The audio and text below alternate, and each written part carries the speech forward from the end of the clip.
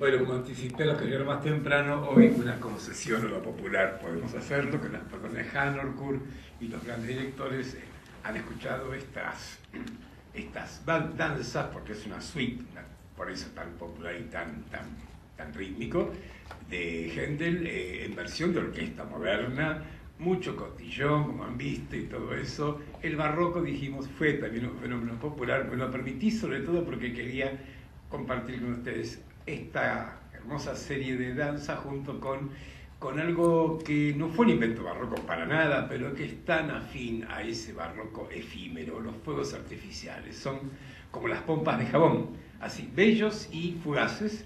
Insisto, sabemos que el origen es oriental, etcétera, pero no es casual que en este momento, siglo XVII, XVIII, esos espectáculos fueran tan populares.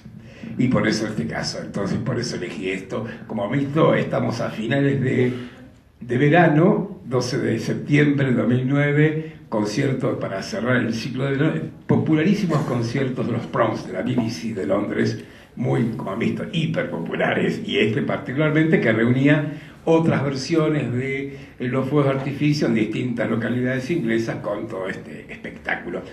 Es un tipo de música que, como ven, se puede hacer performática en alguna medida. Yo a veces la comparo con la obertura 1812 de Tchaikovsky, con la diferencia que Tchaikovsky dejó muy claro dónde iban las campanas, dónde iban los cañonazos, etc. Händel compone esto para acompañar algún espectáculo con toda libertad. Como habrán visto, hay versiones muy pulcras, sin un solo fueguito, y otras como este caso, así que me pareció bueno como además, para la fecha del año, dejar inaugurada la temporada de fuegos artificiales en Buenos Aires, ya que estamos. ¿Qué más? Decir que esto es popular en todo el sentido de la palabra. Sin duda, Händel, a pesar de que era alemán de nacimiento, es una piedra fundamental en la música inglesa. Estas composiciones son súper populares, primero porque no son complejas, son muy disfrutables, pero aparte, pues Inglaterra tiene un papel grandísimo, los himnos a la coronación, cada fiesta vinculada con la monarquía inglesa van a ver que hay alguna obra de Händel que está acompañando estas ceremonias porque, bueno, tiene este papel tan fuerte dentro de esta sociedad. Bien, entonces, escuchamos esta versión, como decíamos, en un concierto en vivo ahí en el Royal Albert Hall en Londres en septiembre del 99. Tiene ya sus 10 años más o menos, pero me parecía bueno compartir, como decía esto, el espectáculo efímero de los fuegos con esta composición de Händel. Volveremos a la normalidad la próxima semana, como verán, a cierta forma un poco más ortodoxamente clásica. Dejo acá, esto está por supuesto no subido el video por razones de peso, pero sí está en formato de MP3. Los que quieran conseguirlo en YouTube lo van a encontrar muy fácilmente, todavía lo he vuelto a ver, o sea que está todavía en varios sitios de internet de YouTube, justamente este concierto. Daniel, quitamos esta presentación, gracias. ¿Alguna pregunta, comentario antes de empezar la clase?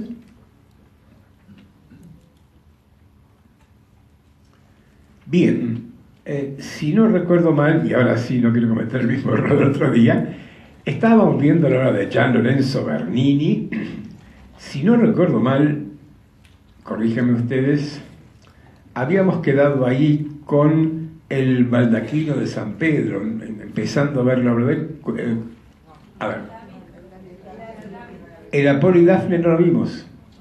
Ah, bien ustedes, yo estaba convencido que sí. Bueno, perfecto.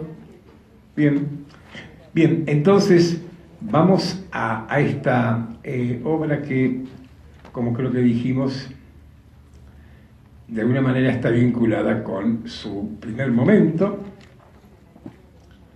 Daniel, por favor. Primer momento creativo, productivo de Gian Lorenzo Bernini, recordemos, trabajando para el cardenal Scipione Borghese, obra escultórica. En más de un momento iremos haciendo parentescos, semejanzas y diferencias con Miguel Ángel, porque es obligado, dos grandes escultores que se manifestaron en el mármol como vimos Miguel Ángel siempre, Bernini con frecuencia, por decirlo de alguna manera, no siempre, pero por ejemplo acá. Y ya, obviamente, que el contraste de este David con el de Miguel Ángel, que creo que lo habremos hecho al final de la clase pasada, resulta particularmente útil para diferenciarlo a Bernini como escultor, pero también el clima de época. Creo que este David es muy representativo de lo que es la sensibilidad italiana, europea, del 1600. Quiero decir, hay una cuota de realismo que aparece con un contenido bien fuerte.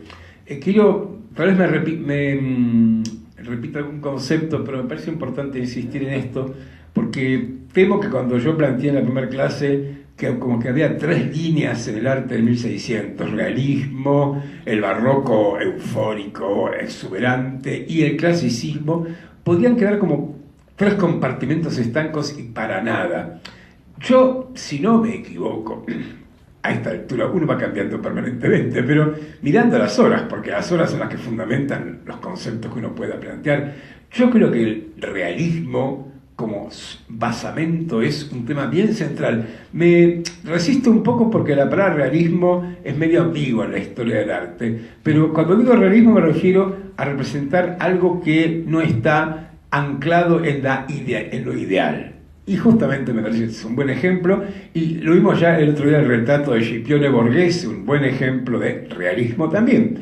Eso no impide que además, claro, estamos viendo, y esto los que saben de anatomía y los que saben de deportes mucho mejor lo han advertido, la posición de David es un tanto exagerada. Claro que Bernini quiere mostrarlo haciendo el máximo esfuerzo a punto de tirarle la piedra en la cabeza a Goliat. Ahora, la posición de sus brazos y sus piernas es un tanto exuberante, con lo cual, como ven, puedo encontrar estos valores. Lo clásico, como verán en Bernini, tampoco no está ausente. Lo veremos en su escultura, pero fundamentalmente en la arquitectura. Me apuro, la veremos hoy, pero porque todos seguramente tienen en la cabeza la columnata de Piazza San Pietro. Es exuberante en cuanto a tamaño, pero es clásica en cuanto a vocabulario. Ahí Bernini, recordarán, lo veremos enseguida por los que tengan memoria, usa columnas toscanas, que son el colmo de lo clásico.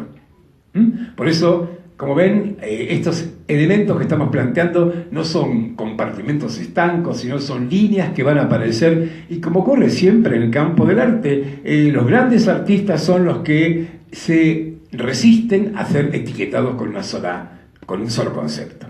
Bien, entonces, David. Ahora un David romano, interesante, porque vimos Davides florentinos. Es interesante este caso porque en Roma no parecía tener un significado tan potente como lo vimos en Florencia, simbolizando la independencia de este pueblo más pequeño, más asimilado al pastor David frente a los Goliaths, papa, emperador. Acá en Roma estaba el Goliat justamente, para la metáfora florentina. En cualquier caso, Bernini representa, como digo, a este David en una posición completamente diversa de la que vimos en su momento, porque está en un momento de extrema tensión, en el que, uno se frena, porque obviamente que la figura no se mueve, pero el movimiento parece estar tan presente. Lo hemos planteado el otro día, lo reitero, un contraste interesante para poner entre Miguel Ángel y Bernini. La fuerza de Miguel Ángel y el dinamismo de Bernini. Dinamismo parece una palabra más apropiada para evitar, para ser más correctos o puntuales en cuanto al concepto. Y justamente eso me motivó a mí a hacer esto, ¿no? A poner los tres Davides, el de Donatello, el de Miguel Ángel y el de Bernini, juntos, porque es oportunísimo.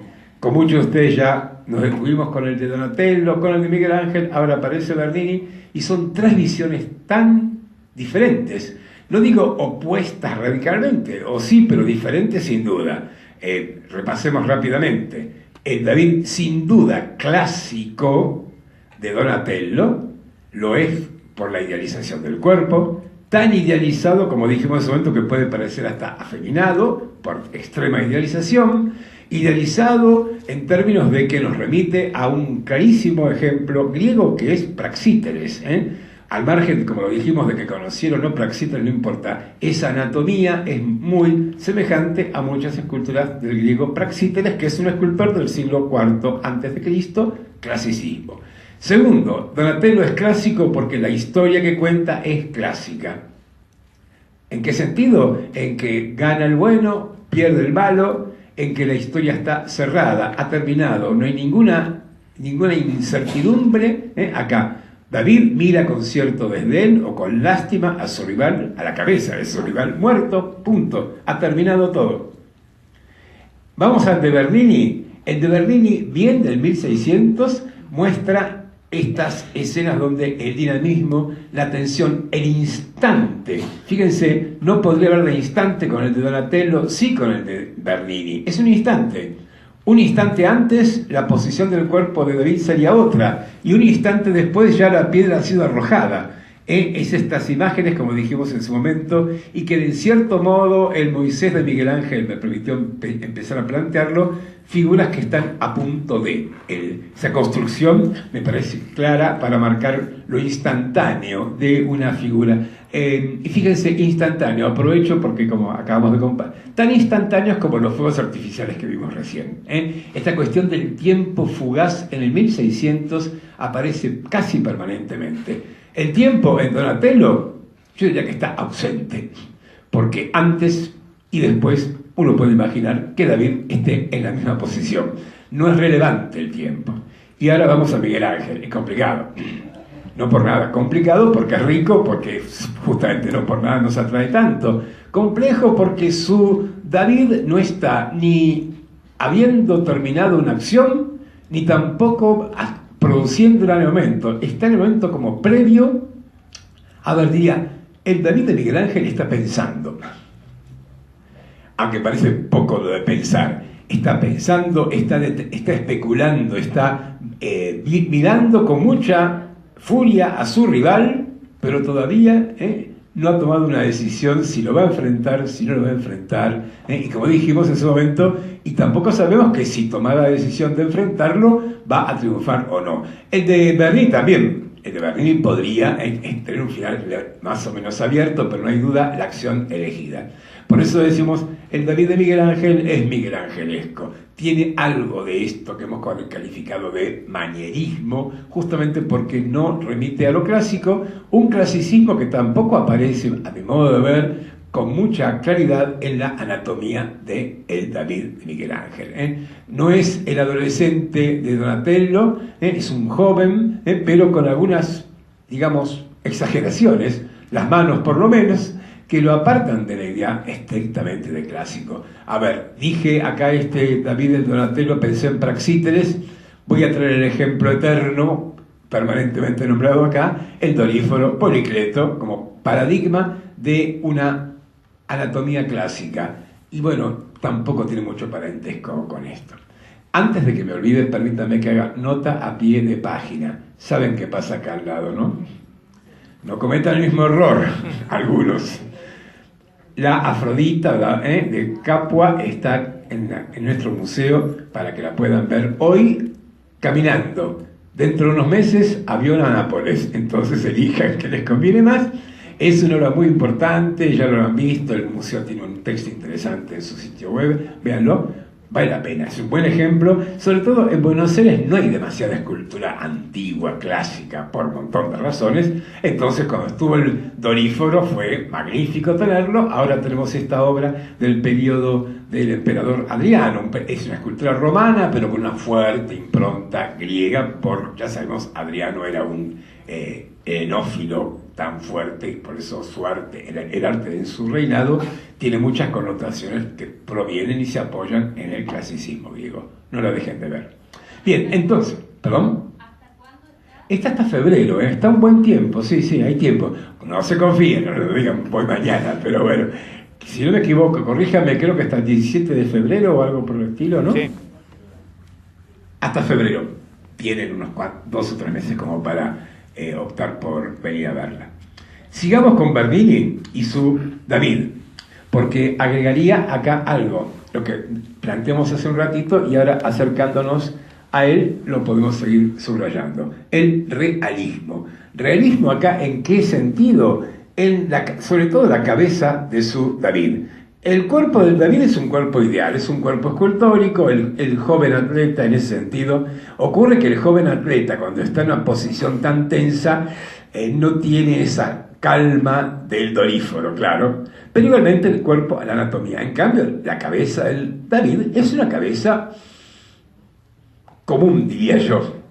Decíamos el otro día, lo digo un poco en broma y en serio, como que es italiano por una nariz prominente, porque está despeinado y porque, como vimos, Bernini se preocupa para marcar hasta el detalle de los labios apretados para subrayar el esfuerzo grandísimo, extremo que está haciendo este muchacho a punto de arrojar su piedra. Pero quiero insistir, la cabeza del David no es una cabeza bella, no es fea, pero tampoco es una cabeza bella. A ver, siempre digo lo mismo, no tiene cabeza de estatua, no tiene cara de estatua, eso es un buen dato, por eso pienso que es italiano, si no, no pensaría esto. Con el doríforo tiene cabeza cara de estatua. No podía imaginar griego o lo que fuera, está tan idealizado, no es este el caso. Bien, el David, primera o segunda obra importante hecha para Scipione y por supuesto, a continuación, esta otra. Miren, la fecha es 1622, es incluso anterior al David. La dejé un poco para el final de esta recorrida porque creo que sin duda de todo lo que Bernini hizo para Scipione Borghese, esto es la obra más importante y en alguna medida sorprende, porque lo iremos marcando en esta clase. Hay una buena cantidad de obras de Bernini, esta por empezar, que son las que uno encontrará con toda lógica en la portada de un libro, El Barroco, y entonces esta imagen. Quiero decir, obras que son tan representativas de lo que entendemos por barroco, y esto está dándose en la tercera década del siglo. Es muy temprano, 1620, y ya en la obra de este muchacho, además de un poco más de 20 años, una obra que tiene tantas características de lo que entendemos por barroco. A ver, ¿qué entendemos por barroco? Bueno, algunas cosas que hemos planteado recién. Dinamismo. Vayamos al dinamismo para confrontarlo con Miguel Ángel. Acá no hay tensión, acá no hay fuerza, no, hay dinamismo. Apolo está corriendo, Dafne está creciendo, y el verbo crecer es muy apropiado, porque a Dafne, y lo vamos a ver, vamos a compartir un bellísimo soneto de Garcilaso de la Vega, que es un poeta del Renacimiento español, pero cuando Garcilaso dedica un soneto a Dafne, pensaba algo muy parecido a lo que pensó Bernini y a lo que en general la leyenda de Apolo y Dafne nos obliga a pensar, obviamente. La leyenda la cuenta Ovidio en las Metamorfosis otra vez, y otra vez historias de amores de dioses con algún problema. Historias que no dejan muy bien parados a los dioses, en este caso no deja muy bien parado a Apolo. Como verán, Garcilaso en el primer terceto, al final de su soneto, ni lo nombra Apolo, dice aquel que fue la causa de tal daño. Aquel que fue la causa de tal daño. ¿Qué daño? Esto, según cuenta Ovidio, más o menos contado muy sintéticamente, el pícaro Cupido, Eros, para hacer una travesura, le lanza una flecha, su flecha de amor, a Apolo, en el momento en que Dafne está pasando frente a él, y esto lo inunda de amor desesperado a Apolo, que decide poseerla. Dafne sabe perfectamente que si el dios la posee, ella va a morir y escapa. No huye porque sea demasiado casta o lo que fuera, sino por esta otra razón más dramática todavía. En su huida inútil, porque tarde o temprano el dios iba a alcanzarla, un dios, no queda muy claro si es la diosa tierra o el dios fluvial, pero un dios de la naturaleza, porque ella es ninfa del mundo natural, la defiende, evita que Apolo la posea.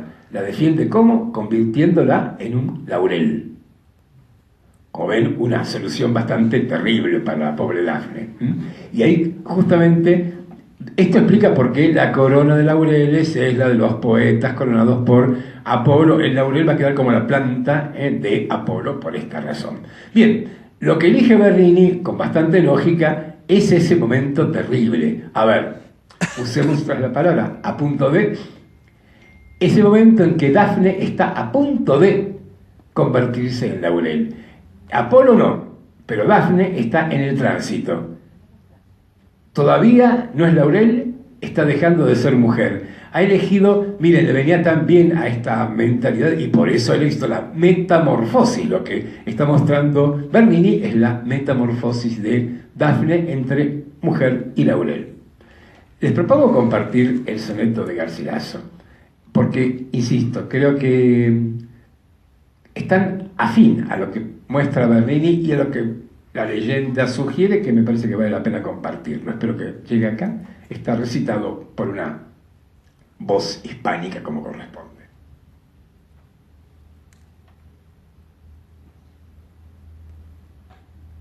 A Dafne ya los brazos le crecían y en luengos ramos vueltos se mostraban. En verdes hojas vi que se tornaban los cabellos que el oro escurecían. De áspera corteza se cubrían los tiernos miembros que aún bullendo estaban. Los blancos pies en tierra se hincaban y en torcidas raíces se volvían. Aquel que fue la causa de tal daño, a fuerza de llorar, crecer hacía este árbol que con lágrimas regaba. Oh miserable estado, oh mal tamaño, que con llorarla crezca cada día la causa y la razón por que lloraba.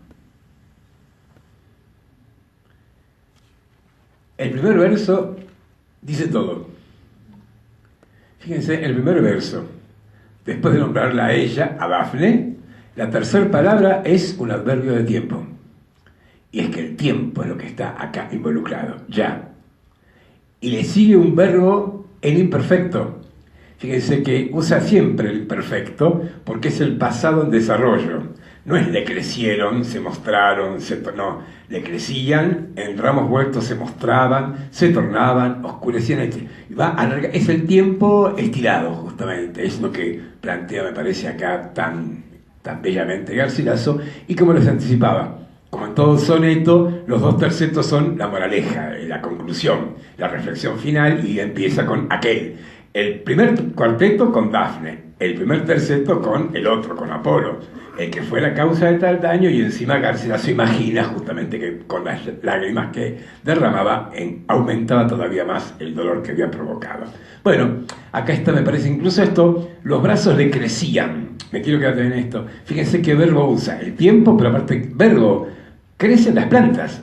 Sí que el cuerpo crece, pero el crecer es mucho más digamos, asimilable a la idea de un crecimiento en cuanto a lo vegetal, ¿no? Y por si quedan dudas, en luengos ramos vueltos mostraban, sigue insistiendo en el carácter vegetal que está empezando a inundar a esta pobre muchacha. Bueno, hermoso soneto, hermosa escultura que además, como están viendo hoy, escultura que además retoma un tema interesante y quiero volver con él compartiendo otra composición, ahora en latín, que está traducida abajo, porque de alguna manera retoma el mismísimo tema. El amante, Apolo, persiguiendo una forma encantadora que huye, no encuentra en su mano cuando lo busca más que hojas muertas o frutos amargos. Miren, la misma idea. Esto, ¿quién lo escribió? Es un epigrama, es una especie de breve poema escrito, como ven, por Maffeo Barberini, al que ustedes conocen. Lo deben conocer más como Urbano VIII, que va a aparecer en breve. Y lo presentamos ya con su Palacio Barberini, como un intelectual, un humanista. Justamente en su libro de poemas está este texto que pareció oportuno traerlo acá para advertir una semejanza y una cierta afinidad con la misma idea que plantea Ovidio, Bernini, Garcilaso, esto de lo fugaz de los amores que finalmente se convierten en nada, frutos amargos, como dice Maffeo Barberini. Bien, ahí lo tenemos entonces, y la foto me sirve para marcar esto. Como ven, con mucho tino, hoy Galería Borghese tiene instalada el Apolo y Dafne en el medio de una sala. Esto supone que yo puedo girar la escultura, o más aún que debo girar alrededor de ella. Y esto me parece interesante, porque cuando uno se para frente a Apolo y Dafne descubre que desde distintas perspectivas algo está privilegiado más que otro. Por lo menos esto, desde algún punto de vista puedo ver con más claridad a Dafne, de otro punto de vista veo mejor a Apolo, y Y esto me da distintas interpretaciones y visiones, con lo cual una escultura que representa dinamismo impone y supone un espectador dinámico. Nos movemos alrededor de ello. Y esto no es para nada casual. Hay un montón de ejemplos. Acá tenemos cerquita, ya que hemos nombrado nuestro museo, cuando vean la Venus de Capua, vean el beso de Rodin, lo conocen. Y bueno, el beso de Rodin también es una escultura en la que los distintos que exige un espectador dinámico.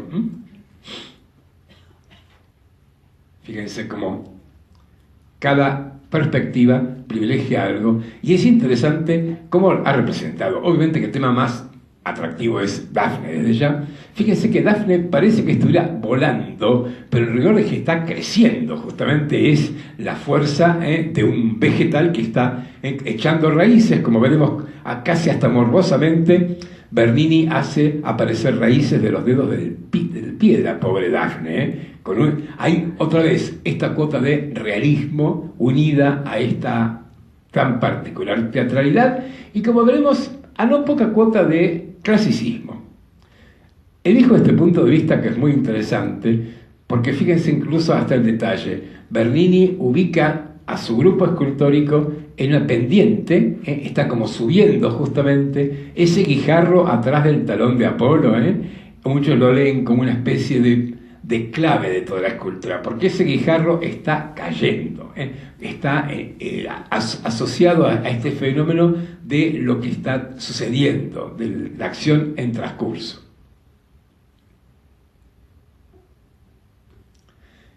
Valdría la pena plantearlo. Otra vez, Miguel Ángel Bernini. Es más que obvio que esta obra no pudo hacerse más que con varios bloques de mármol. Esto, para contrastarlo, recordarán lo que planteamos con Miguel Ángel, el bloque único. Justamente, el bloque único con Miguel Ángel conducía casi inevitablemente a la tensión, al drama. En cambio acá, este dinamismo, vean cuánto uso del espacio abierto, del espacio no ocupado, de los vacíos. Claro, el vacío aparece cuando yo justamente hago una escultura lo que llamaríamos de mano abierta. ¿Recordarán alguna vez, primer clase o segunda, yo citaba una clasificación que en su momento hizo Damián Bayón? La escultura decía de puño cerrado o mano abierta. Puño cerrado, ejemplo obvio como siempre, Quefren, pero también Miguel Ángel, los esclavos de Miguel Ángel, puño cerrado también. Mano abierta, este es un muy buen ejemplo.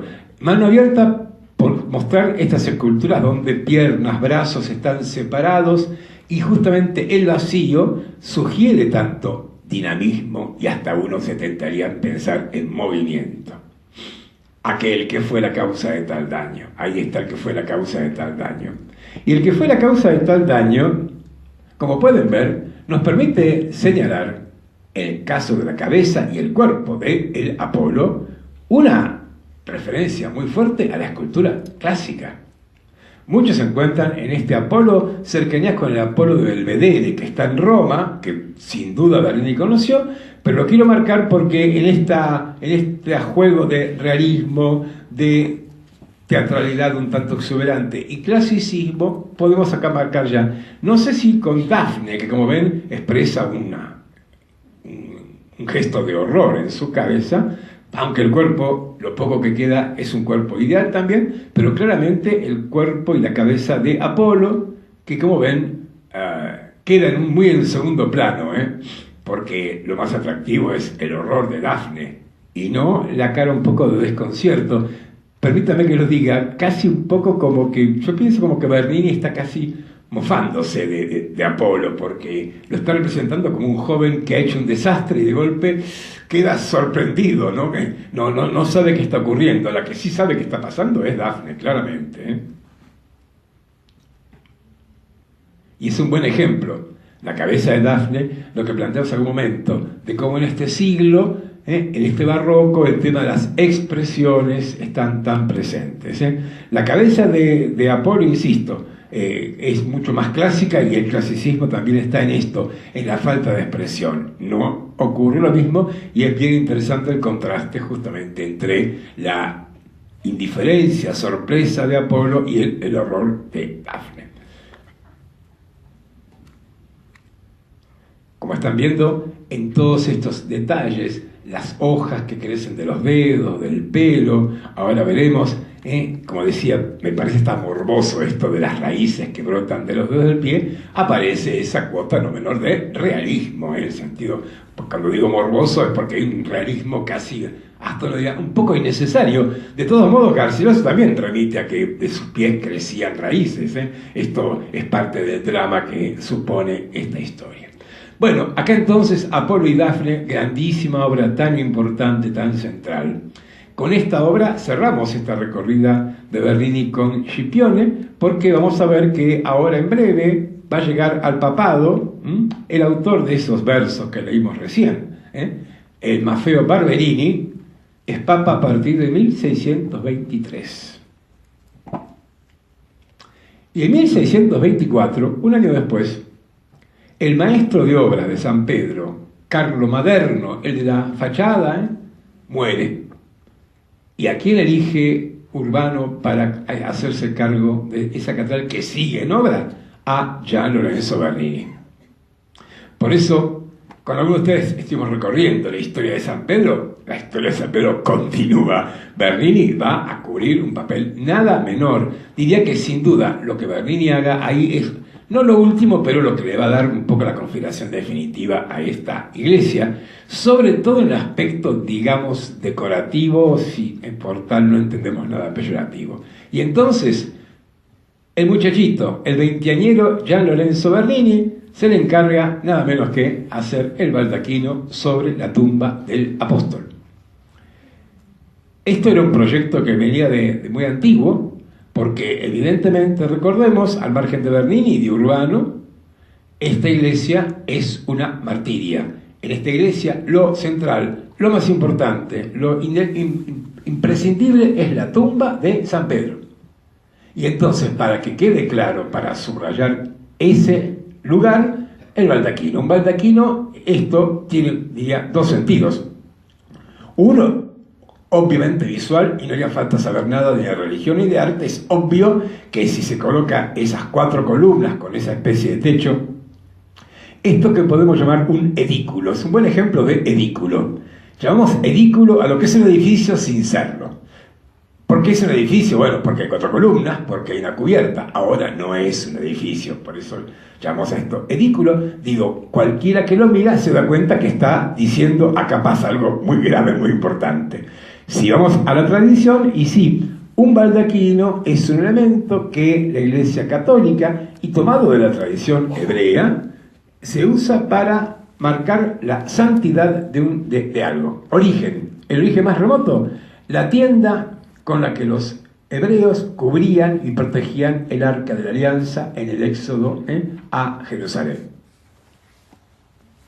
Los que han visto, que seguramente muchos de ustedes lo han hecho, alguna procesión por el barrio, cuando el párroco saca el Santísimo Sacramento, seguro que va a estar acompañado por 4 acólitos llevando un toldito amarillo, por el color del Papa, con 4 soportes, cubriendo justamente eso, el ostensorio, el lugar donde se muestra, porque eso es el Santísimo. Y entonces, para marcar su carácter extremadamente santo, el baldaquino.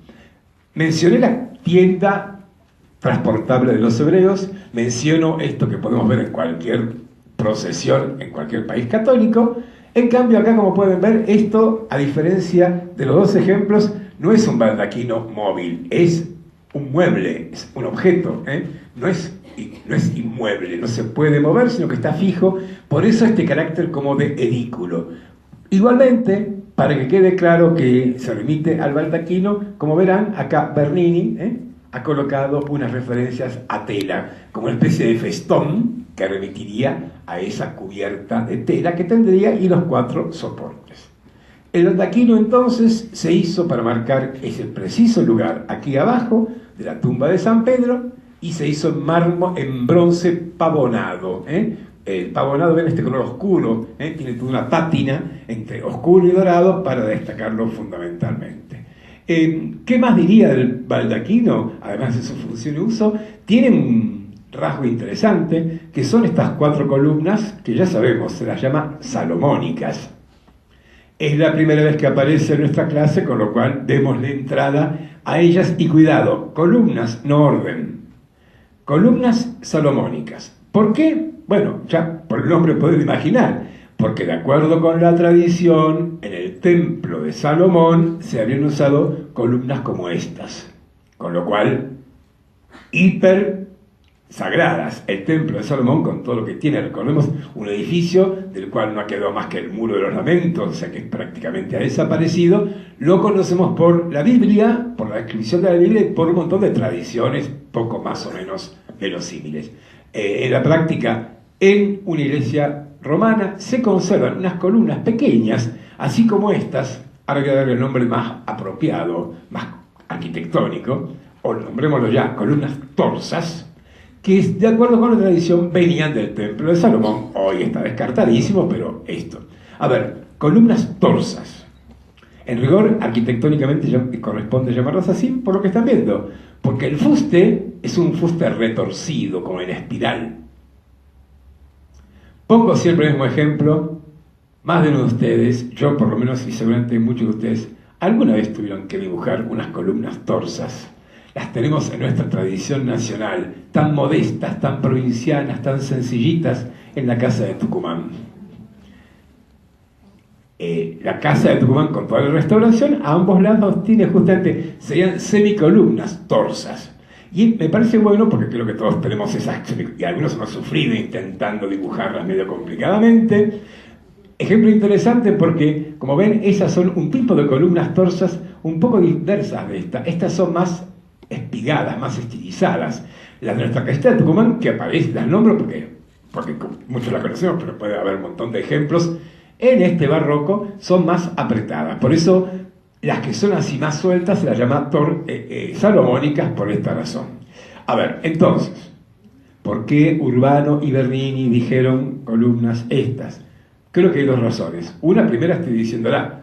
Están haciendo y poniendo aquello que es el colmo de lo sagrado en esta basílica, con lo cual referencia al colmo del edificio sagrado, el templo de Salomón, nada menos. Pero me parece que es completamente lógico pensar en una voluntad también de carácter artístico y no religioso. Estas columnas son salomónicas, ¿por qué? Por el fuste. El capitel, como ven, es un capitel compuesto. El fuste. ¿Y por qué me detengo en él? Porque claro, si pensamos en otros fustes, todos son verticales y rígidos.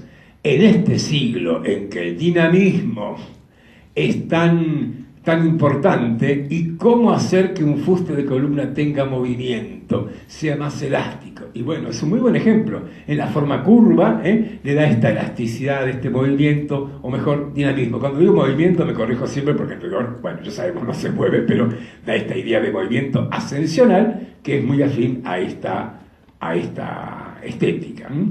Como pueden ver, en la parte inferior el escudo papal tiene las tres abejitas, porque entonces, como ahora, cuando un soberano, un papa, hacía alguna obra, lo exhibía públicamente. Hoy colocamos carteles, obra de tal intendente, de tal gobernador. Entonces esto, lo habrán visto, Roma está llena de abejas, porque bueno, mucho hizo Urbano VIII en esta ciudad, por ejemplo acá. Me sigo quedando acá, en el crucero de San Pedro. Fíjense que el baldaquino está exactamente debajo de la cúpula de Miguel Ángel, y me quiero quedar porque sigue habiendo obra interesante acá. Obra en los 4 pilares de esta cúpula. Ahí estoy nombrando una de ellas. ¿Qué es lo que pasa en los 4 pilares de la cúpula de San Pedro? En cada uno de estos pilares hay una estatua de un santo, pero porque en cada uno de esos pilares se guarda una reliquia vinculada con ese santo y que está en relación con la pasión de Cristo, es decir, reliquias que para la Iglesia Católica son extremadamente fuertes. A ver, veamos. Acá aparecen. San Andrés, está apenas por en diagonal, quedó con su cruz en X, obra de François Duquesnoy. Y con esto estoy planteando algo que ya creo que insinuamos el otro día, pero vamos a plantearlo con mucha fuerza hoy. A partir de este momento, en que Bernini, con 20 y tantos años, es maestro de la obra de San Pedro, Bernini va a trabajar obvia y necesariamente en equipo. Es el taller de Bernini. Bernini en esto inaugura, no sé, no creo que fuera el primero, pero es muy obvio en el caso de la escultura. Uno podría haberlo pensado, y sí, habría que pensarlo, y creo que lo mencionamos, por ejemplo, recordarán, miren, hace mucho de esto, cuando vimos los frescos de Giotto en Asís, yo decía, sí, Giotto, pero hay un montón, ¿eh? A ver, estoy salteando a Miguel Ángel que nos complica la vida con esto de que lo hizo él solo. Yo siempre sigo desconfiando de que sea así, pero bueno, digamos. Pero una obra de carácter tan grande requiere el taller. Esto es inevitable y en el caso de Bernini, con mucha frecuencia, si ustedes quieren, requiere más esfuerzo físico la escultura que la pintura, lo cual explica esto. Entonces, Bernini y su equipo, en el cual algunos escultores muy relevantes, como este francés, François Duquesnoy, otro extranjero en Roma. ¿Qué es lo que hay en ese pilar? Una reliquia de la cruz de San Andrés, que es la cruz en forma de X. En el otro pilar, acá, Francesco Mocchi, italiano, claro, la estatua de Santa Verónica, y obviamente en ese pilar se guarda el paño de la Verónica, que vale la pena plantearlo porque tiene que ver con nuestro San Longino. Hay varios santos en la Iglesia Católica cuyo nombre proviene de aquellos que lo han hecho santo. Quiero decir, hay santos que son anónimos. Hay un gigante que frente a un río encuentra un bebito que le pide que lo cruce, y este gigantón lo pone a los hombros y lleva a Cristo, Cristoforo. Cristóbal, Cristóforo, es también un santo anónimo, pero que el nombre tiene que ver con lo que se lo recuerda, que llevó a Cristo. La Verónica la cita el Evangelio. Cuando Cristo está cargando la cruz, una mujer dice, se asomó entre el grupo y le secó el rostro y quedó impresa la vera faz de Cristo, el vero ícono, la verdadera imagen de Cristo. De ahí el nombre Verónica. Ahí tiene otro ejemplo interesante de santa, que el nombre es de su derecho que la recuerda. Al lado de ella, por Andrea Boggi, Santa Elena, la madre de Constantino. Algunos la conocieron recordando los frescos de Piera Francesca, ¿no? Santa Elena tiene nombre, madre de Constantino nada menos, y tiene una cruz, está chiquitita pero la pueden ver, porque Santa Elena es la que tuvo la revelación de dónde estaba la vera cruz, y allí viajó a Jerusalén para encontrar la verdadera cruz de Cristo. Como imaginan, lo que se guarda en ese pilar es un fragmento de los miles fragmentos de la vera cruz de Cristo. Y finalmente San Longino, otro santo anónimo. El Evangelio lo nombra así, dice que es un soldado, un decurión romano, que frente a Cristo en la cruz se le ocurre atravesar el costado de Cristo con una lanza, y del costado de Cristo brotó sangre y agua. Y frente al prodigio, este hombre dijo, este realmente era el Hijo de Dios, y se convierte. Punto. ¿Cómo se llamaba? No sabemos. Longino por Lanza, San Lanza sería el nombre de este personaje, y este es el de los 4 santos el que hace Gian Lorenzo Bernini, el San Longino. Obra bien interesante, otra vez, me parece a mí. Otra vez voy a seguir confrontándolo con Miguel Ángel. Es más que evidente, lo hemos dicho, pero en este caso es más que evidente, que Bernini trabaja con distintos bloques de mármol. Y es más que evidente que con el San Longino, acá este brazo y este brazo fueron tallados por separado, con bastante lógica. Este festón es para evitar que se advierta el lugar en que están encastrados un bloque con otro, pero bueno, es que Bernini quiso demostrarlo a este santo a punto de convertirse. Abre los brazos, el santo es testigo del prodigio, enfrente de él está aquí la cruz de Cristo, la referencia que está, y fíjense, la lanza en su mano, obviamente porque es lo que lo caracteriza. Me parece interesante otra vez, porque en rigor Bernini representa a un santo, claro, se centra en este acontecimiento que es el más relevante y le pone todo el dinamismo posible a algo que en rigor es bastante pequeño, como quiero decir, otra cosa es David a punto de tirar la piedra. Acá de todos modos está este movimiento y está este dinamismo subrayado por otro aspecto, por estas diagonales de la lanza y los brazos. Fíjense que la lanza y los brazos siguen 2 diagonales que están ahí como marcando una tendencia de dinamismo. Las diagonales son dinámicas en oposición a las verticales y horizontales que son estáticas. Viejo tema. Pero además de todo esto, otra vez volvamos al viejo consejo. Miren los paños. Si yo mostrara solamente esto parece una escultura abstracta. Porque esos paños no me están traduciendo ninguna anatomía. Todo lo contrario de los paños húmedos griegos que uno podía imaginar. No, acá, nada. Pero estos paños son parte central en el dinamismo, en esta, digamos, emoción fuerte que quiere ponerle Bernini a su santo. Podemos leerlo, miren, este pliegue es paralelo a los dos brazos del santo, partiendo de este centro, parte también otra diagonal desde acá, parte una tercera diagonal, perdón, y las tres diagonales terminan en esta cascada que está ahí a la izquierda. Todo está marcando y poniendo dinamismo, movimiento, insisto, en algo que ante todo supone un movimiento espiritual, una emoción, una conmoción, antes que el mero movimiento físico. Bueno, ahí están entonces San Longino. Avanzamos a una obra hecha en los mismos tiempos, 1635. Busto de Constanza Bonarelli. Cuando uno destaca el oro de Bernini, siempre parecen pocos los homenajes que podemos hacerle, porque les diría que tal vez están en presencia de uno de los primeros retratos hechos por alguien porque quiso hacerlo. En estos tiempos en que tantas veces insistimos, todo se hace por encargo, todo lo que venimos viendo, el David, el Baldaquino, el San Longino, encargo, y en un momento, o paralelo a esto, Bernini tiene esta, yo diría, libertad tan grande, algo no muy raro en el 1600, de hacer un retrato porque quiere hacerlo, porque ama a esta mujer, porque es su amante con la cual convive una historia de amor bastante turbulenta en gran medida. Y creo que no haría ni falta decir esto, porque es un retrato, insisto, no por encargo ni de ella, solo por la voluntad de Bernini. Esto es lo interesante. Un retrato casi siempre es encargo del retratado. Acá ni queda claro que haya sido Constanza la que encargó el retrato. Todo parece indicar que es Bernini quien decide retratar a su amada, y como retrato es revolucionario. No creo que no exagero mucho.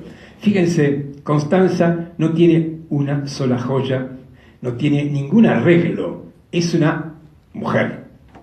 Es una mujer despeinada, una mujer con la camisa así abierta. Es una mujer de entrecasa, yo diría. Y la representa con esta expresión de tanta carnalidad y de tanta pasión. Creo que junto con el busto de Scipione Borghese son los dos retratos magníficos de Bernini, pero claro, insisto, el de Scipione tiene toda esto que sabemos que fue un encargo. Obviamente, en cambio acá fue la voluntad de recordar, de homenajear, de representar a esta mujer con la que tuvo, insisto, un romance más. Ella era casada, con lo cual Bernini era soltero, convengamos que no fue infiel a nadie todavía, pero sí hubo todo un episodio que cuenta uno de los descendientes de Bernini, entre él y su hermano, que compartían el amor de esta mujer, y eso supuso, pero algo en que tuvo que intervenir la justicia papal. Ya Lorenzo era napolitano, por lo visto, tenía su temperamento. Cuando descubrió que su hermano también tenía alguna historia con Constanza, hubo todo un acontecimiento de piñas y de trompadas y de heridas. El pobre Luigi Bernini quedó bastante herido por todo esto. Por eso creo que cuento esta historia, porque no es menor, porque creo que el retrato está metido dentro de la pasión. Hay una pasión tan fuerte en esta cabeza que, repito, es una cabeza de una mujer que ha girado el rostro, el labio entreabierto, el viejo recurso, lo vimos ya con de Scipione, el pelo suelto y sobre todo esa camisa así abierta. Es una ropa tan informal, es tan informal todo lo que tiene ella. Recordamos cualquier retrato pintado o esculpido de estos tiempos, siempre algún elemento y mucho más en el retrato femenino, el pelo con algún tipo de trabajo, alguna joya, nada de esto. Por eso realmente es una obra tan fuerte, tan novedosa dentro de lo que es el retrato esculpido. Queda ahí, como obra casi aislada. Seguimos, la dejamos a Constanza. Asistimos a la muerte de Urbano VIII y al su reemplazo por el Papa Panfili, Inocencio X. Bernini con Inocencio X no tuvo tanta suerte que con Urbano, tuvo algún encargo sin duda, pero como veremos, seguramente vamos a tener tiempo hoy de la próxima semana, Inocencio también tenía su simpatía por la obra del supuesto rival de Bernini, que fue Francesco Borromini. Y esto va a quedar claro en un primer encargo que es del Papa Panfili, pero con algún matiz. A ver, insisto, pocos encargos durante el papado de Inocencio X, el más importante la sistematización de Piazza Navona, nada menos. Que si hay un lugar barroco en el mundo, es, por ejemplo. Y acabo de decir esta polémica porque sabemos por historia que en principio Inocencio X estaba dispuesto a entregarle esta obra a Borromini y Bernini hizo trampa, lo cual resulta insólito. A mí me desconcierta un poco porque Bernini fue un hombre reconocidísimo, estaba tan arriba. Ya vamos a hablar de Borromini, un personaje mucho más secundario a nivel social, importantísimo como arquitecto, pero no llegó. A ver, vamos a poner algo que vamos a retomar en la otra clase o en la otra, pero que es relevante. Bernini, ya con más de 50, casi con 60 años, va a ser convocado por el dueño del mundo, Luis XIV. Bernini viajó a París, convocado por Luis XIV para la obra del Louvre, del Palacio del Louvre. Cuento esta anécdota mínima para advertir que no cualquiera era convocado por Luis XIV.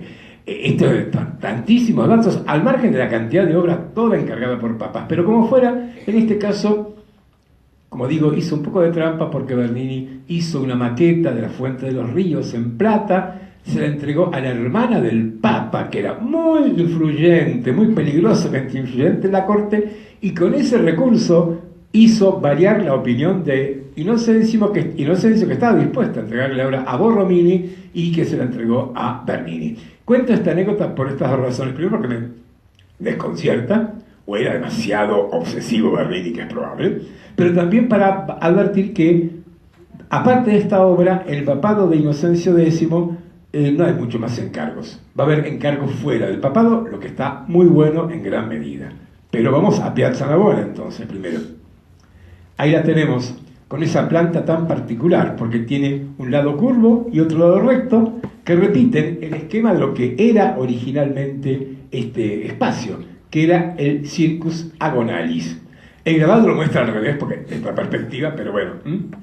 Acá vemos Agonalis, Piazza Navona, parece ser toda una deformación de Agona, enfrente de la iglesia que estamos en la de Sant'Agnese in Agone, y recordemos porque la palabra agone en latín tiene como dos sentidos. Por un lado, sí, agonía, en el sentido moderno del término, pero una agonía es una lucha, un conflicto entre la vida y la muerte. Por eso agonalis quiere decir, es como sinónimo de deporte, de competencia deportiva. De esto se trataba. El Circus Agonalis era un circo de atletismo. Quiero decir, no había peleas de gladiadores, por ejemplo, no era como el Coliseo, sino que era un espacio estrictamente deportivo. De ahí viene el nombre Agonalis, deben dar el nombre a la iglesia de Sant'Agnese in Agone, y como digo, algunos sospechan que de Agone a Navona habría un vínculo, eso es más difícil de establecerlo. Entonces, ahí tenemos. ¿Qué le encarga el Papa Inocencio a Bernini? Sistematizar la parte urbanística, y a ver, hay que decirlo, ¿no? Porque en la clase pasada hablamos urbanismo. Bueno, ahí tenemos. Esto difícil imaginar en otros ámbitos, en otros momentos de la historia, en que haya una preocupación por el diseño de un espacio urbano como este. Diseñar este espacio, sistematizar las fuentes. Había ya dos fuentes, la fuente de Neptuno y la fuente llamada del Moro, Giacomo della Porta, ¿se acuerdan? Hay un montón de nombres que aparecen siempre lateralmente, pero artistas muy importantes acá. Y faltaba una fuente en el centro, que es la que va a encargarle el Papa a Bernini, que es la Fontana dei Fiumi, la fuente de los ríos. Describamos, a ver, fuente de Neptuno, fuente de los ríos en el centro, fuente del Moro en el otro extremo. Sant'Agnese in Agone, enfrente de la fuente de los ríos, Palazzo Panfili, y claro, y si hay un papa en el papado, la familia, ya hemos visto, están los Barberini, Palazzo Barberini, están los Farnese, Palazzo Farnese, ahora Palazzo Panfili. Hoy embajada de Brasil en Roma, hoy es la sede diplomática de Brasil en Roma, la capital de Italia. ¿Qué decir de todo esto? Que este conjunto Bernini lo diseñó fundamentalmente en función con la fuente y, a ver, sí, creo que no lo planteé, porque es la primera vez que nombramos fuentes. Hablando de urbanismo, es probable que el otro día lo he comentado cuando hablamos de urbanismo. Fuentes.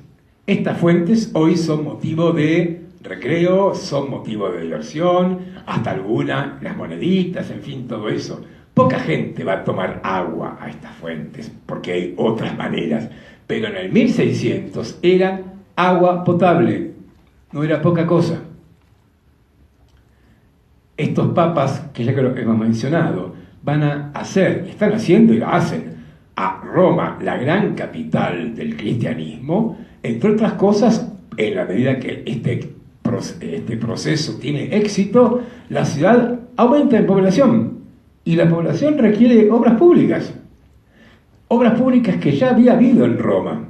Recordemos, la Roma imperial tenía unos cuantos miles, y algunos calculan unos millón de habitantes, y los romanos fueron muy conscientes.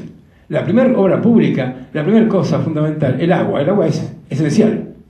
El agua que entra y el agua que sale. Y los romanos lo resolvieron con sus famosos acueductos. Acueductos que durante el medioevo, con la decadencia de Roma como ciudad, quedaron en desuso, abandonados, y que ahora han sido restaurados. Se restauran los viejos acueductos romanos y le dan punto de llegada a distintos espacios de la ciudad de Roma. Este es uno, no es el único. Hay fuentes menos espectaculares que estas, menos bellas, pero en todos los casos se pone belleza. ¿Por qué? Bueno, porque está destacando lo bello, lo importante de ese elemento, ¿cuál? El agua. El agua potable, más que obvio. Creo que lo que menciono con ustedes, y si me repito, perdónenme, esto de dar 3 veces la misma clase me lleva, pero a veces prefiero repetir a omitir. Nos puede llamar la atención, y es más, hasta alguien puede objetar lo demasiado espectacular del Palacio de las Aguas Corrientes de la Avenida Córdoba. Pero cuando en 1890 pocas ciudades del mundo tenían agua potable corriente, eso era motivo. Si ese palacio tiene toda esa teatralidad, esa exageración, esa decoración excesiva, y bueno, es como las fuentes romanas. Se estaba celebrando que era de las pocas ciudades, y insisto, en tiempos en que también, a ver, es un fenómeno no igual, pero que tiene alguna semejanza, ¿no? Siglo XIX, las ciudades crecen abundantemente en todo el planeta, incluida Buenos Aires, crecen y por lo tanto las epidemias diezman estas ciudades, Londres, Roma, Buenos Aires, en 1870, la famosa epidemia de fiebre amarilla. Solución, el agua. Lo decía el gran Eduardo Wilde, nuestro gran intelectual. Decía Wilde, el agua que entra y el agua que sale. Si el agua se queda quieta, se estanca y nos perjudica. Tiene que moverse el agua, toda ella. Por eso el agua corriente y por eso las cloacas desde ya. Esas dos cosas que, bueno, se tardó un tiempo, pero cierro el comentario. Por 1890, repito, no era algo tan presente en todo el mundo, por eso el gobierno argentino celebró con semejante palacio tan espectacular y demás, pero bueno, en ese momento era digno de ser tan destacado como en Roma la Fontana di Trevi, que no veremos porque es ya del siglo XVIII, una fontana un poco más tardía, pero importante también. Veamos a Bernini entonces. Ahí está, Piazza Navona en su momento de esplendor. Me pareció interesante este grabado, porque muestra lo que era una plaza, porque hoy es un espacio turístico fundamentalmente. Entonces era como tantos plazas, espacio de reunión. Acá hay un pequeño teatrito, hay una compañía de cómicos haciendo alguna escena, hay gente que ha llevado sus caballos a que tomen agua de la fuente, por supuesto. Cuentan las crónicas que en el verano, si había suerte de que hubiera fuertes lluvias, podía ocurrir que las fuentes se desbordaban y Piazza Navona era un gran balneario público, lleno de agua que, por supuesto, pues sabemos, en agosto en Roma requiere un poco de ese refresco. Ahí la tenemos ahora en su estado actual. Y como digo, voy a destacar porque es obra... A ver, ¿Bernini intervino en la Fuente del Moro y la de Neptuno? Sí, intervino, pero la que es producción de él exclusivamente es la que está en el medio, que es la llamada Fuente de los Ríos, obra bien importante, porque es el primer ejemplo, no va a ser el último, en que estemos marcando una obra de Bernini que está en la vía pública. Arte en la calle, esculturas en la calle. Esta Fuente de los Ríos me parece bien interesante, como pueden ver está coronada por un obelisco egipto-romano, porque es proveniente de Egipto, pero lo hizo tallar un emperador romano. Es una cosa muy rara. Los romanos tenían una obsesión con Egipto muy especial. El emperador Domiciano hizo tallar en Asuán un obelisco con jeroglíficos que algunos piensan que son medio inventados, pero así de Egipto llegó a Roma. Ahí quedó en Roma, no en este lugar, no recuerdo en qué espacio concretamente, se destruyó, o por lo menos se dañó, quedó roto en varios bloques, encargo de Inocencio X Bernini, restaurar el obelisco y colocarlo como culminación de esta fuente, cosa que, como vemos, Bernini hace. Ya hemos hablado de los obeliscos y está, fíjense que en esto, otra acción tan obvia, como dijimos en su momento, de estos papas que se sienten legítimos continuadores de los emperadores romanos, por ejemplo acá. Yo tengo esta interpretación, porque, no sé, tal vez la haya leído en algún lado y me olvidé. A uno le ocurre muchas veces que lee algo y después piensa que es una brillante idea propia. Pero repasando la bibliografía no he vuelto a encontrar esta interpretación. Yo creo que acá Bernini e Inocencio quieren representar el todo, la totalidad. ¿Por qué digo esto? Me apoyo en la base del obelisco. En la base del obelisco claramente es el todo, porque se llama Fuente de los Ríos porque hay 4 ríos o 4 dioses fluviales, 1, 2 y 2 más detrás. ¿Y por qué 4 y no más o menos? Porque el mundo son 4 partes, las 4 partes del mundo. Porque el mundo, por entonces, eran 4 continentes: Asia, África, América, Europa.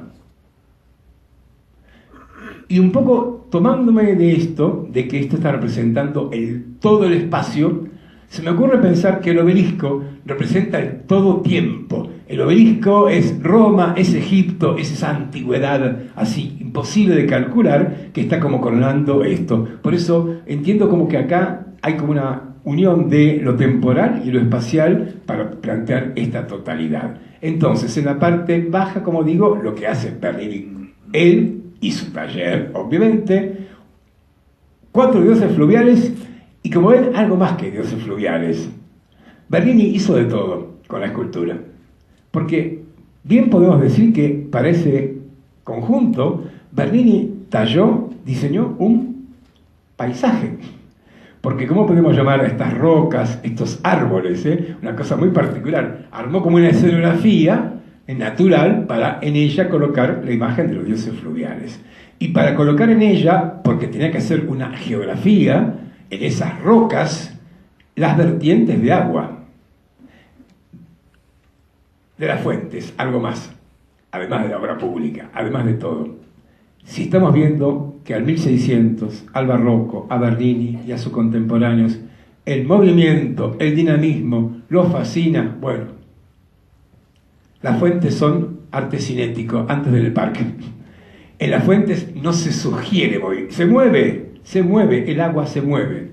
Y como pocas, tanto acá como en la Fontana di Trevi, el agua se mueve como si fuera surgiendo de grietas, surgiendo de vertientes naturales. Se eliminan por ahora esos cañitos, esos surtidores muy típicos de las fuentes tradicionales, en los que queda claro, un surtidor es una fuente, pero cuando el agua brota entre las piedras, Esto es, vamos a ver un detalle enseguida, cuando el agua brota de las piedras es otra cosa. Ya volveremos con esto. Por ahora, un grabado de la época con el obelisco Panfilio, así lo llama por el Papa Panfilio, claro, justamente. Y acá estamos viendo en este grabado, está tomado de este libro, Nova Raccolta degli Obelischi e Colonie Antiche, dice que en este conjunto están representados los fiumi, il Nilo, il Río de la Plata, il Danubio, il Gange. Destaco esto porque por un feliz error geográfico, Inocencio y Bernini eligieron al Río de la Plata como símbolo de América. A ver, era más lógico que hubiera sido el Amazonas, evidente, hasta el Mississippi o el Orinoco, en fin. Pero bueno, por alguna razón el Río de la Plata tenía fama y ahí aparece. A ver, ¿qué habría hecho diferente a uno de otro? Difícil. Verán que en rigor el Río de la Plata representa a América, al Nuevo Mundo de alguna manera. Eso sí, podría haber valido para cualquier otro ríos sudamericanos. Bueno, ahí tenemos el conjunto, vamos a ir viéndolos uno por uno. ¿Ven lo que decíamos? ¿Ven cómo aparece el agua? El agua brota como si fueran cascadas naturales, como vertientes naturales. Y al mismo tiempo, este paisaje, por llamarlo así, está dándole asiento a los ríos. Que acá aparece otro rasgo bastante clásico de Gian Lorenzo Bernini. El que están viendo es el río Ganges, es el más viejo, hacia el viejo continente, entonces un anciano atleta. Pero ¿por qué dije clásico? Porque lo que ha hecho ahí, sobre todo con el Ganges, es el más claro de los cuatro, lo que ha hecho con el Ganges, representando primero un anciano atleta, cuerpo musculoso, barba, anciano por la barba, y cómo está representado este anciano atleta, reclinado, porque está en el lecho, los ríos tienen lecho. Esta idea que estoy describiendo no la inventó Bernini, viene de la escultura helenística. El dios fluvial, este es un tema que aparece en los museos vaticanos, hay una imagen del Nilo, el dios fluvial. Esto lo digo porque es un buen ejemplo de cómo Bernini se apoya en la tradición clásica. Es verdad, el helenismo no es lo más clásico de la estatuaria griega, pero de alguna manera remite a Grecia y toma este tema. Entonces, el río Ganges por un lado, al lado de él, muy dinámico, muy movedizo, el Danubio, claro, Europa. Europa es la protagonista desde ya, ahí el Danubio con esa posición, ese gesto tan dinámico. A todo esto, como pueden ver, un caballo apareciendo entre esa especie de caverna que deja Bernini ahí debajo del obelisco. A la izquierda, este muchacho con sus brazos levantados. Este muchacho con sus brazos levantados es el Río de la Plata.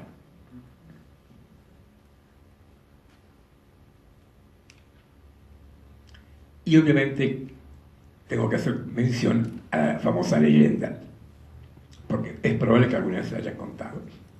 De acuerdo con la leyenda, aparece otra vez la rivalidad Bernini-Borromini. El Río de la Plata está enfrente de la iglesia de Sant'Agnese in Agone, la vimos recién en la fotografía aérea. La iglesia de Sant'Agnese in Agone fue comenzada por los Rainaldi, padre e hijo, y terminada por Francesco Borromini. Luego, leyenda que circulaba ya en vida de Bernini y Borromini es que Bernini había hecho así a este río para mofarse de Borromini, aludiendo con este gesto a que el pobre río estaba atajándose frente a la inminente caída de la iglesia de Sant'Agnese, que estaba mal hecha y se le iba a caer encima. Bueno, dos razones para descartar esta simpática historia. La primera, que la iglesia se terminó después que el río, con lo cual no estaba todavía terminada cuando Bernini hizo al Río de la Plata. Y la segunda, en realidad, es menos picante, pero mucho más poética, me parece. ¿Por qué lo representó así al Río de la Plata Bernini? Porque está recién viendo por primera vez la luz del día. Está encandilado por el sol. Está naciendo, se despierta. Se está despertando, abre los ojos y el sol lo encandila y sus manos las pone como para frenar los rayos del sol. Como ven, es bastante más poético y más apropiado porque refiere justamente al nuevo mundo. Que en general, como vemos, los 4 ríos están aludiendo no tanto a el Ganges, el Danubio, sino a Europa, Asia, en este caso América, y atrás de él, lo ven ahí a la izquierda, está el Nilo, que es África. En este caso sí, el Nilo remite al Nilo, no a África. ¿Ven que tiene la cabeza cubierta? Bueno, ya veremos por qué la cabeza cubierta. A ver, sigo con el Río de la Plata, sigo viendo esto, ya vamos a volver, pero quiero poner en primer plano estos efectos, estas vertientes de agua, estas cascadas naturales que inventa ahí Bernini. Y ahora sí veamos al Nilo, que como digo, remite al Nilo. Tiene la cabeza tapada porque sabemos entonces y hasta el siglo XIX no se conocían las fuentes del Nilo. No se sabía dónde se originaba este río. Tenía la cabeza cubierta, estaba tapada. Si no me equivoco fue Livingstone quien hace famosa expedición hacia el sur del río y descubre las fuentes del río Nilo. Fue toda una empresa muy particular, pero falta un tiempo. Por ahora, las fuentes desconocidas, la cabeza tapada del río Nilo. Ahí tenemos otra vez a nuestro Río de la Plata. Fíjense que, además de mostrarlo despertándose, Bernini le dio un aspecto negroide, africano al Río de la Plata. Bueno, ¿qué podía saber de América Bernini, justamente? Tal vez, seguramente, América no era Europa, y entonces estos rasgos negroides no eran Europa, que era un poco la mínima certeza que podía haber. Ahí lo tenemos, fíjense. Pero es muy expresiva, es muy dinámico el planteo. Están viendo estos paños cuánto le sirven a Bernini para mover sus figuras, esos vientos tan especiales que agitan a sus esculturas. Bueno, dejamos acá a Bernini público, a Bernini con el Papa, para decirle justamente, por suerte, Inocencio no le dio mucho trabajo a Bernini, le dejó tiempo libre, por suerte, porque por ejemplo esto permitió que tomara un encargo de una familia veneciana que en esta iglesia de Santa María de la Victoria sostenía una capilla dedicada a una santa popularísima entonces, la española Santa Teresa. Esta iglesia está cruzando la calle, vivos, ¿se acuerdan? Santa Susana, bueno, esta es Santa María de la Victoria, ambas de Maderno.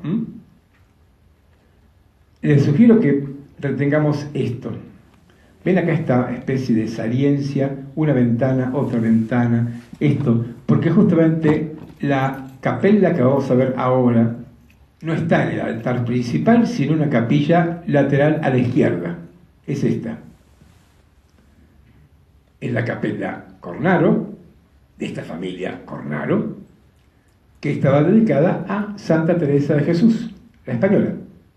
Santa muy barroca, que encarna fuertemente una línea de la Iglesia católica, sobre todo española, que es la línea del misticismo, y ella es el ejemplo más claro de la mística del 1500, porque es el siglo en que vive, y el 1600. Bueno, ahí lo tienen. Bernini encarna rearmar y decorar esta capilla, y es un muy buen ejemplo, me detengo con esta foto, porque están viendo acá algo muy del 1600. Acá hay pintura, acá hay arquitectura, acá hay escultura. En el 1600 es abundantísimo esto que después los románticos van a llamar obra de arte total, la integración de las artes. Ya hemos hablado de esto, este es un muy buen ejemplo. Bernini pinta, o dibuja, o diseña, hace pintar el techo de su capilla. Bernini interviene una arquitectura muy rica y fundamentalmente con las esculturas. Esta que estoy marcando, la más conocida, pero veremos que a ambos lados también hay esculturas. Y lo que está acá en el centro aparece tan destacado, tiene estos rayos de bronce dorado y esta luz. Por eso les dije que mirara la ventana al exterior. Hay una ventana al exterior por la cual entra la luz que nosotros no vemos, no tenemos que ver, claro, aparece como si fuera la luz divina que está iluminando este momento. Luz luz. Caravaggio, luz. ¿Qué les pasa a los hombres 1600 con la luz? Mucho. La luz se mueve, es una onda. A ver, esto lo sabemos por la física moderna, no importa que lo supieran o no, pero el tema de la luz es un tema muy central. A ver, creo que es la primera vez que aparece con Bernini, sí, no va a ser la última, no va a ser la última para nada. Y me parece importante porque el uso que le da Bernini a la luz es muy distinto al de Caravaggio, pero en ambos la luz no está ausente. Dos artistas tan poderosos, ¿eh? Acá la luz es, digamos, hasta teatral. Podemos imaginar esto como una boca de escena, un escenario en el que está ocurriendo un prodigio y un reflector ilumina, luz cenital de arriba hacia abajo. ¿Qué cosa? El éxtasis de Santa Teresa. Veámoslo. Acá sí que esta arquitectura de Bernini, tal vez por ser una capilla, tiene una exuberancia muy barroca. Acá de clasicismo poco y nada. Esto es barroco en estado bastante fuerte. Y como decía, otra obra, como dijimos con el Apolo y Dafne, que parecen concentrar y condensar todo lo que es la estética de lo que llamamos barroco.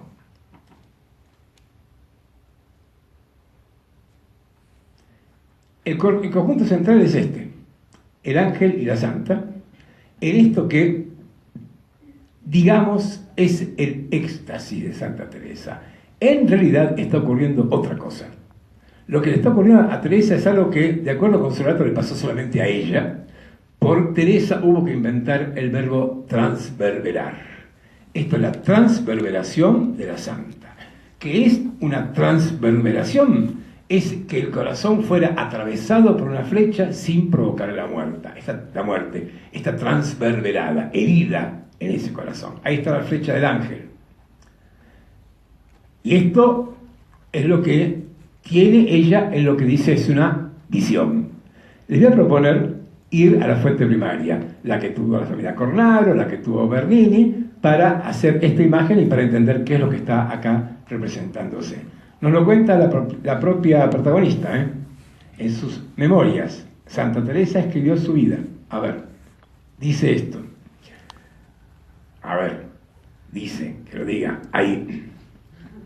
Quiso el Señor que diese aquí algunas veces esta visión.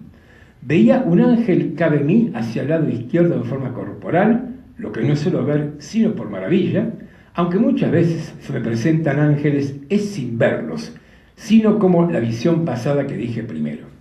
A ver, Teresa era santa, como escritora francamente un poco complicada, pero bueno, estoy respetando el texto que de acuerdo con la biografía es de ella. Y marcaría esto, porque, a ver, me quiero detener, lo que nos va a contar esta mujer es muy terrible. Y uno piensa, esto ocurrió, esto lo imaginó, ella usa el término visión. Es una visión, pero esa visión es lo que Bernini nos va a mostrar físicamente. Ella tiene la visión de la flecha, Bernini me pone una flecha. Ella me habla de que queda transida de dolor y hasta de cierto placer, y eso es lo que muestra Bernini. Y también ahí, insisto, ella va a hablar siempre de lo que sería la visión, pero bueno, Bernini la convierte en algo visible y material. Entonces, sigo. En esta visión quiso el Señor le diese ansí. No era grande, sino pequeño, hermoso mucho. El rostro tan encendido que parecía de los ángeles muy subidos, que parecen todos se abrazan. Deben ser los que llaman serafines, que los nombres no me los dicen. Más bien veo que en el cielo hay tanta diferencia de unos ángeles a otros y de otros a otros que no lo sabría decir. Yo estoy rescatando todo esto porque me atrae mucho la manera en que cuenta esto. En este párrafo hasta con una inocencia, como veo ángeles, pero fíjense, no está hablando como una teóloga. Esto es muy importante y tiene mucho que ver con lo que es la imaginación y la imaginería católica del 1600, al contrario del medioevo. Es casi grosero decirlo, pero digámoslo, tetramorfo, nada. Esas cuestiones complejas, no, acá se trata de una experiencia, una visión, directamente una visión muy personal y muy impactante, sin duda, que ella lo vive con esta, diría, hasta acá, o lo cuenta, por lo menos, lo cuenta, ya verán que al final va a decir, bueno, para los que no crean esto, yo estoy contándolo, o sea, pone deja abierta la posibilidad de que alguien sospeche que yo estuviera inventando todo esto. Sigo. Veíale en las manos un dardo de oro largo y al fin del hierro me parecía tener un poco de fuego. Es esa flecha. Sigue. El ángel, me parecía meter por el corazón algunas veces y que me llegaba a las entrañas. Al sacarle el dardo, me parecía las llevaba consigo y me dejaba toda abrazada en amor grande de Dios. Era tan grande el dolor que me hacía dar aquellos quejidos y tan excesiva la suavidad que me pone este grandísimo dolor que no hay desear que se quite ni se contenta el alma con menos que Dios. No es dolor corporal, sino espiritual, aunque no deja de participar el cuerpo algo y aún harto. Es un requiebro tan suave que pasa entre el alma y Dios, que suplico yo a su bondad lo de a gustar a quien pensare que miento. Bueno, esto, un psicólogo se haría una panzada con todo esto. Se la han hecho, por supuesto que se la han hecho desde ya. Es muy interesante el texto, porque aparte creo que es tan sincera, tan directa, ¿no? Dice todo así con tanta inocencia, en cierto modo, esto de que no es físico, pero el cuerpo participa. Está planteando algo bien particular, insisto, yo quise traerlo porque hasta me atrae volver a leerlo para advertir cuál es el límite entre lo real y lo imaginario, y este imaginario que locura, misticismo, mentira pura, algo muy particular. Y en esto creo que Bernini lo interpretó maravillosamente. A ver, es evidente que está muy lleno este relato, y Bernini, consciente o inconscientemente, ya que hablamos de psicoanálisis, hablemos del inconsciente, este relato está muy lleno de connotaciones eróticas. Ahí, no hurgando muy profundamente en la propia superficie, y Bernini creo que no lo asignó, al contrario. Porque fíjense un dato, la santa habla de dardo, y Bernini coloca una flecha, y esa flecha es Cupido. No podemos separar la idea del amor carnal, el amor de Venus, el de Cupido, que es que tiene el ángel en la mano, que está apuntando al corazón. ¿Al corazón? Los hombres post-freudianos que somos malos, vemos que la flecha no se dirige al corazón de la santa, lo cual sigue subrayando el carácter erótico de toda la experiencia y hasta de la expresión del rostro de Santa Teresa. Dejemos este relato, que como ves es bien complejo, pero permítame que resuma y retome esto, porque creo que tiene mucho que ver con lo que sería la evidencia religiosa de este siglo. La cuestión teológica, segundo plano, esto es teología cero. ¿Qué es lo que importa? La piedad, importa la emoción, importa el éxtasis. Por eso decía el tetramorfo como buen ejemplo, ¿no? Digo, para poner un ejemplo, el tetramorfo tan llevado y traído, una simbología tan oscura, tan teológica, tan compleja, en el 1600 desaparece completamente. Creo que lo hemos mencionado, y si no lo menciono ahora, ¿se acuerdan con Caravaggio y San Mateo? El ángel de Mateo. Yo les decía, el ángel de Mateo es una elaboración caravallesca de el hombre alado del tetramorfo de Mateo, claro, pero Caravaggio, muy 1600, convierte esto que era un puro símbolo abstracto o teológico en el ángel que le está dictando el evangelio a San Mateo. Esto algo por el estilo. ¿Qué más? Hablemos de escultura. Miren, Bernini para esta oportunidad hace una escultura que insólitamente no tiene base. Desde los egipcios, una estatua se apoya, una estatua ocupa un lugar, tiene un basamento o se apoya, pues esta estatua está volando, está flotando. Sí, claro, el truco teatral de Bernini, obvio que está sujeta por detrás, pero la intención, fíjense, algo insólito, creo que nunca se había hecho una escultura que pareciera estar en el aire, porque él nos quiere mostrar el momento en que la santa está siendo elevada por esta experiencia tan fuerte.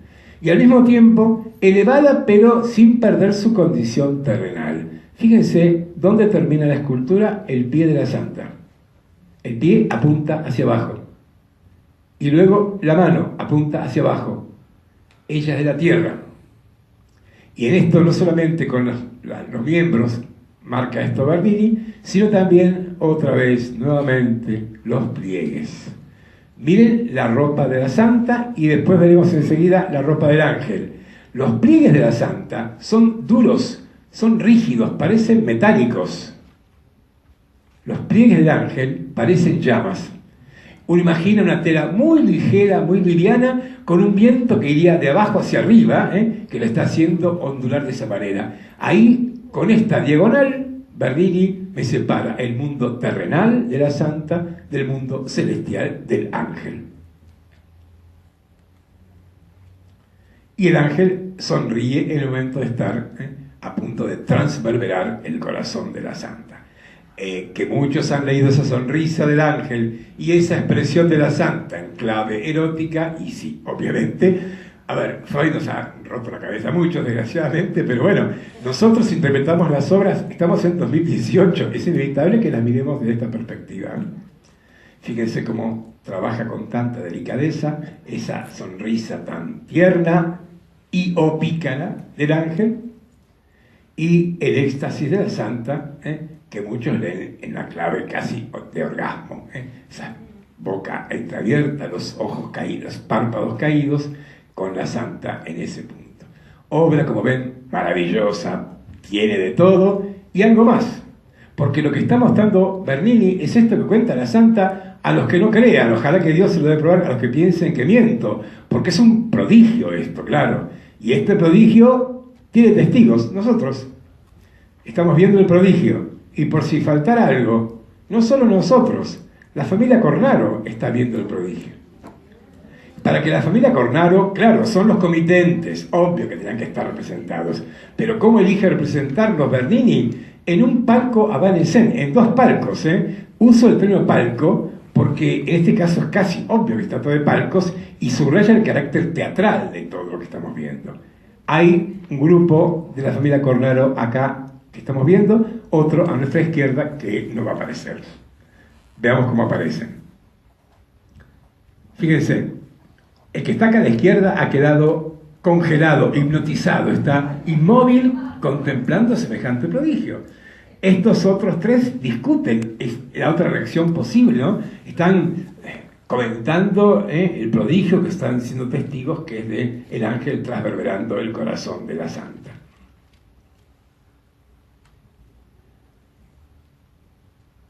Bueno, cerramos con esto. Acá está el otro grupo, pero no lo tengo en detalle, que es algo semejante, también de testigos del milagro o prodigio. Dejamos a la Santa Teresa y, como decía, el Papa le encarga poca obra y Bernini se consigue tener una fama impresionante. Ahora una iglesia que está cruzando el Tíber, el Trastevere, San Francesco a Ripa. No es muy central. En la iglesia de San Francesco a Ripa, iglesia franciscana, se le encarga otra capilla, con un tema en alguna medida semejante al anterior, menos complejo que el de la Cappella Cornaro. Me refiero a esta capilla que muestra el éxtasis de la beata Ludovica Albertoni. Cappella Altieri es el nombre de la familia que sostenía esta capilla. Como ven, más simple que la Teresa, pero igual que Santa Teresa, en éxtasis. Acá literalmente lo que mostraría esto es el momento en que la beata, que sigue siendo beata, por lo visto no era muy santa, que digamos, porque sigue siendo beata, la iglesia no la ha llevado a la santidad, la beata entrega su alma, está muriendo y justamente el momento del éxtasis, asistida ¿por qué? Por ángeles, asistida por una pintura. Miren, Bernini arma todo un conjunto, otra vez acá. La imagen de la beata, claro, las cabezas de los ángeles, y esto, Pietro da Cortona, claro, pinta esta Sagrada Familia que está acompañando a toda la figura. Y más que esto, Bernini interviene en la arquitectura. ¿Ven lo que estoy marcando acá? Estos son dos partes de pared que Bernini hizo construir para cerrar este espacio de la capilla y que la luz que entra por la izquierda, claro, otra vez la luz. Esta luz es teatral, no es casual, porque esa luz es la luz de Dios que está iluminando la cabeza de la beata, otra vez usar la luz con un sentido expresivo, como estamos viendo. A ver, ahí está. Y la beata está entregando su alma, está en éxtasis, como pueden ver, ella, su cuerpo, su rostro y su ropa. Es otro muy buen ejemplo de estos paños. En este caso, me parece clarísimamente, ¿no? Estos paños están expresando el movimiento del alma, el tormento, el torbellino del alma, que es lo que supuestamente está viviendo esta mujer en el momento de su muerte. Más simple que la Teresa, pero particularmente bella, una obra muy interesante, y que muestra otra vez figuras que están viviendo esta experiencia tan extrema, tan sentimental, si cabe la palabra. Dejamos a la beata Lodovica Albertoni y ahora las luces vuelven a encenderse en la vida de Gian Lorenzo Bernini, porque el Papa Sienés, los Chigi, familia sienesa, que sigue siendo una muy importante y poderosa familia de Siena, Alejandro VII va a volver a darle encargos que, como pueden ver, Bernini recompensó, o los descendientes del Papa lo hicieron encargándole al artista la tumba, o mejor, el monumento funerario. Aclaremos algo, el Vaticano está, San Pedro tiene un montón de monumentos funerarios, lo que no conviene confundir con las tumbas, porque las tumbas están abajo, en el cementerio. No mostré el monumento de Urbano VIII, tan importante porque es casi infotografiable. Está en el fondo del ábside. Este es un lugar no tan sagrado, pero que al mismo tiempo, y no es tan relevante, pero también los dos papas que le hizo monumento funerario a Bernini es al Barberini, Urbano VIII, y al Chigi, Alejandro VII. Alejandro le encarga cosas muy importantes con las cuales iremos cerrando la clase de hoy. Miren lo que le encarga, nada menos. La plaza. Todavía San Pedro tenía la fachada de moderno, pero la plaza estaba sin terminarse. Y este es el encargo que le va a hacer el Papa Alejandro. No es el único, todos vinculados con la Basílica de San Pedro, muy pero muy importantes. Y entonces Bernini hace esto. Una plaza bien particular, en la que ahora por primera vez aparece algo que va a volver a aparecer. Así como dije recién, la luz apareció con la Teresa y seguirá apareciendo, ahora la elipse aparece acá y seguirá apareciendo. Hace una plaza en forma elíptica. Antes de avanzar con esto, no olvidar que ahora, por segunda vez, Piazza Navona, Piazza San Pietro, obra urbanística, urbanismo. Acá mucho más fuerte porque Piazza Navona estaba prácticamente hecha, hubo que sistematizarla. En cambio, Piazza San Pietro hubo que hacerse toda del primer momento, y acá Bernini diseña la plaza y también la arquitectura que la rodea, la famosa columnata. Vuelvo con esto, y con esto vamos a ir cerrando. Dije elipse. La elipse es una figura geométrica rara. Si repasan, no es muy frecuente entre romanos, griegos, egipcios, no es demasiado abundante, pero sorprendentemente, en el 1600 está tan usada que evidentemente algo tenía que ver con la sensibilidad. Veremos usada por Bernini acá y en algún otro lado más. La veremos usada por Borromini, el supuesto rival de Bernini también. La cúpula de San Carlino es elíptica. Y hay otro montón de elipses por ahí dando vueltas. A mí se me ocurre pensar esto, ¿no? Hay dos razones, me parece. Habrá más, pero dos por lo menos. Una, en este siglo, muchos astrónomos, Kepler sobre todo, han descubierto que los planetas giran en torno al Sol, que es el centro del universo por ahora, en forma elíptica. La elipse como órbita de los planetas. ¿Por qué lo vinculo? ¿Bernini habrá leído a Kepler? Seguramente no. Bernini habrá oído en las discusiones y charlas, nada menos que con los papas, este tipo de teorías, seguramente que sí, y habrá hecho conscientemente o no, ¿qué cosa? Una referencia al cosmos, al universo.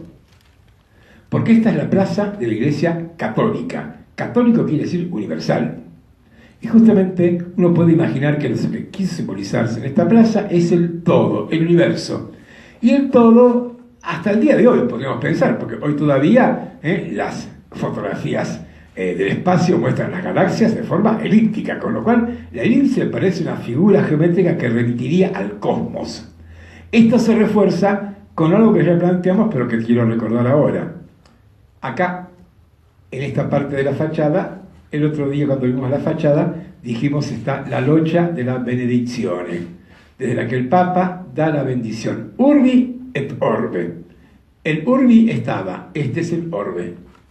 Urbi et orbe es de la ciudad al mundo. La ciudad, Roma, urbi, orbe, el universo, el mundo. Como ven, hay un montón de razones para imaginar que tal vez, de alguna manera, y repito, estas explicaciones que hacemos no suponen algo absolutamente consciente de parte de los artistas, pero esto no impide que podamos leer estas imágenes con este sentido. En segundo lugar, pondría el interés estético, barroco, porque la elipse es una figura geométrica parecida a un círculo, con esta no menor diferencia. Es mucho más dinámica que el círculo. El círculo es estático, es el universo, pero el todo, como totalidad. En cambio, la elipse, con dos ejes distintos, un eje más grande, otro más pequeño, tiene este carácter más dinámico. Uno puede imaginar una elipse como una especie de círculo que está en movimiento.